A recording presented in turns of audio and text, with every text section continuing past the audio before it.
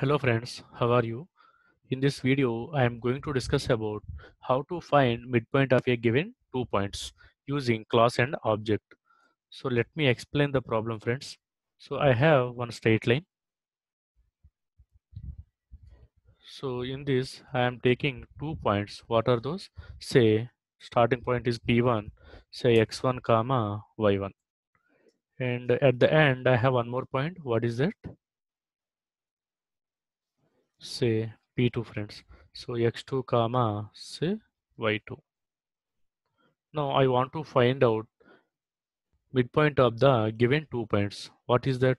Assume that suppose somewhere here you have midpoint. What is that here?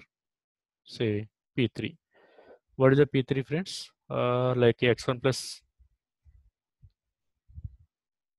x2 by 2 comma say y1 plus y2 by 2 friends.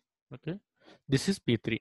So you have to read P1 like x1 y1 you have to read from the keyboard, and P2 also you have to read from the keyboard friends. Okay, by using class and object, how I am going to implement, let us see. Now I have taken one class. What is that? Test friends. We'll discuss later about this class. Just I am going to take one class. So class, mm, the name of the class is called point. You can, it's a user defined one, you can take any point friends. So here x and y is there, right? Now I am taking two properties or two data members or two variables I am going to take. Say private integer x comma y friends. So I am not taking six variables, just two variables are enough because I'll create three objects. So 3 into 2, 6 variables will get it friends. Now what I am doing is to read the x value and y value from the keyboard. Just I am taking one method, say public void, say read xy. My method name is read xy. You can give your own name. You can give m1 m2 or something else you can give. Now to get the value from the keyboard, just I am creating an object for scanner class. So system.in from the keyboard I am trying to get. So what is the issue here? Yeah, you have to import scanner class. It is available in the util package friends. Just I am trying to display one message on the console. What is that? Enter x and y. After that we have to get x value and we have to get y value friends. That's it. After that I am taking one more method. What is that? Some disp xy. Here what I am doing is just I am trying to display x value and y value. That's it friends. I am not doing anything here. So far I have taken two components. What are those? Display xy and one more thing, read xy. So this read xy is responsible to get x value and y value from the keyboard, and display xy to display values in the console. That's it friends. Now what I am doing is uh, I am taking one more method. What is that? Public say void find midpoint I am taking. This is my method name. You can give any name, no problem. But here you have to calculate the value, right? X equal to x1 plus x2 by 2, y equal to y1 plus y2 by 2. So you have to supply this x value and y value to this midpoint, right? So that is the reason what I am doing is I am creating one object like point p1 equal to new point. So what will be happen friends? Here one object will be created. If you see here like this is p1 friends. This is p1. Likewise I am going to create three objects. You can create any number of objects for any class. Like just for point class I'm going to create three points, say point p1, p2 and p3 friends. So then what will be happen here? 3 points, three objects will be created like this. This is P2 and this is P3 friends. Say this is P2 and this is P3 friends. And one more thing, whenever you created object inside the P1, what happened? Two values are there. What are those friends? This is X and Y. Okay, now you have two more things. Here x will be there, here y will be there, and in the same way p2 object is also having its own x value and its own y value. In the same way p3 is also having its own x value and its own y value friends. So what is the meaning? So this is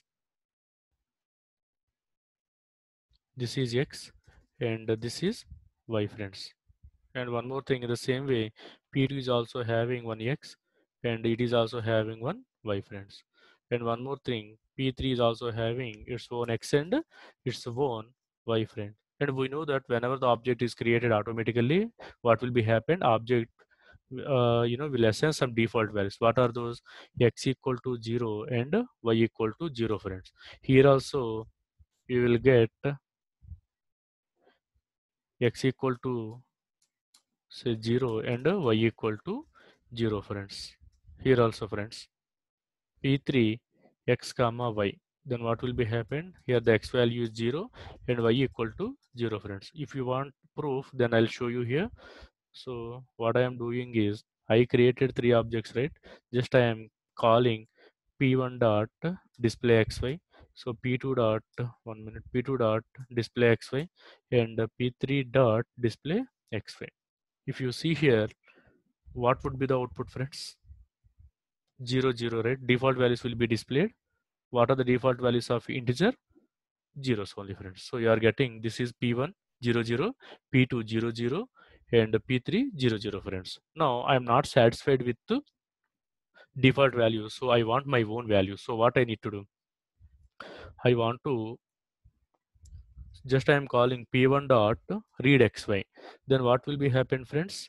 P1 x value and y value will be initialized. Assume that I am taking 10.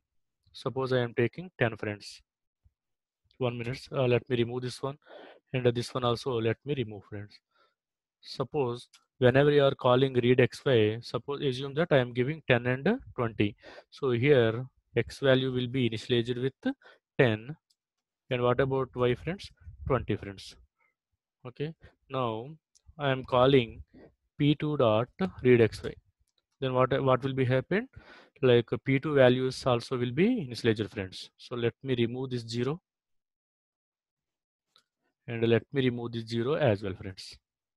Okay. Now if you call p2 dot read xy, then p2 x value and y value will be initialized. Assume that just I am taking say 30 and just I am giving 40, friends. Okay. Now I am not I am not reading p3 value, p3 x value from the keyboard. So by using p1 and p2, I have to calculate p3 x value and y value, friends. Let me show you here what will be happen. I am not doing any business logic.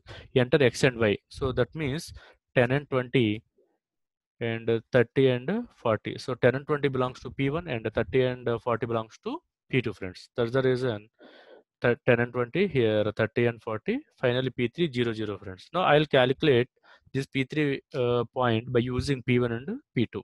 So let me do here. Now I am calling which one? Instead of I am calling find midpoint, friends. Okay. But if you if you want to find out midpoint, u1 x1 value, y1 value, and you should have x2 y2 as well, right? So how can we pass? Just instead of that one, just I am passing p1 object only, I am passing, friends. So p1 p2 I am passing. Then you have to catch this p1 and p2 here, right? So p1 is of which type here? Point. Suppose if you are passing integer, suppose if you are passing integer, then if p1 is integer type, then I'll take integer here. But p1 is which type? Point type. So you have to take point type only. You can take x, I mean a, b something, but I am taking p1 only. Okay, point and p2. That's it, friends. Then what will be happen? The entire P1 will be copied into this P1, and this entire P2 will be copied into this P2, friends. Now P1 is having X value, Y value, same copy will be available in this P1. And this P2 X value, Y value will be available in this P2, friends. So by using this, what I am doing, very simple, I am calculating x1 plus x2. So x1 means what is that? P1x, right? So P1 dot x plus P2 dot x I am calculating by 2. And one more thing, y I am calculating y equal to p1 dot y plus p2 dot y by 2. That's it, friends. The logic is completed. And any issues, errors, p1 dot y plus p2 dot y, friends, not by. Okay, that's it, friends. And one more thing, find midpoint by using which object you are calling, P3. So whenever you are calling P3 midpoint, then what will be happen? So P3 x value and P3 y value will be initialized here. Okay. Now what I am doing here, P1 dot read xy, P2 dot read xy, and I am calling find midpoint. Then finally I am calling display xy by using P1, P2, P3. Let me test it, friends, whether it is working fine or not. What is x value and y value? Say 10, 20 I am giving. That is P1. And now I am giving 30 and 40. This is P2, friends. So what would be the output here? 10 plus 30, 40 by 2, 20, and 20 plus 40, 60 by 2. So 20 and 30 you have to get it, friends. If you see here, 10 and 30, 40, 40 by 2, 20, 20 and 40, 60, 60 by 2, 30 you are getting, friends. That's it, friends. And you can check it for remaining inputs as well, friends. And one more thing, what is the best advantage of this class and object is, you may ask, right, why you have taken three methods like read xy, display xy, find midpoint xy. So you can copy this code, these two lines of code, and you can put it here, and you can copy this sop and in this one. So instead of taking three methods, you can take one method, right? But why we are taking three methods? The answer is very simple, friends. Like if you divide the code into different components, like this is input component, this is output component, and this is business component. So what will be happen? Suppose if you are not getting proper result, then where I need to check? If you are putting enter the code into a single method, from top to bottom each and every line I have to check where what is the issue. But if you divide like this, no need to check input component, no need to check output component. Directly you can go to this midpoint, and there here you can check the business logic, friends. Suppose if I'm not able to read the input values, then where I can check? No need to check this output component, and no need to check this business logic component. Directly you can go to input component, and you can check it, friends. Suppose you are reading values correctly and business logic also working fine, then what will be happen? No need to check read, but output is not displaying. So then what will be happen? No need to check this input component, no need to check this business component. Directly you can come to this output component, and there you can check it, friends. That is one, maintenance is very easy. And one more thing is, suppose as a developer, what I am doing here, I am keep on developing. So tester will wait for my code actually. So once, suppose if you are putting entire coding to one component, so tester, he or she has to wait for once development is completed. But if you develop component by component, once if input component is completed, then what will be happen? You can deliver this code to the tester. So by using some dummy data, she or he can, the tester can test it. So parallelly you can develop your output component or business component.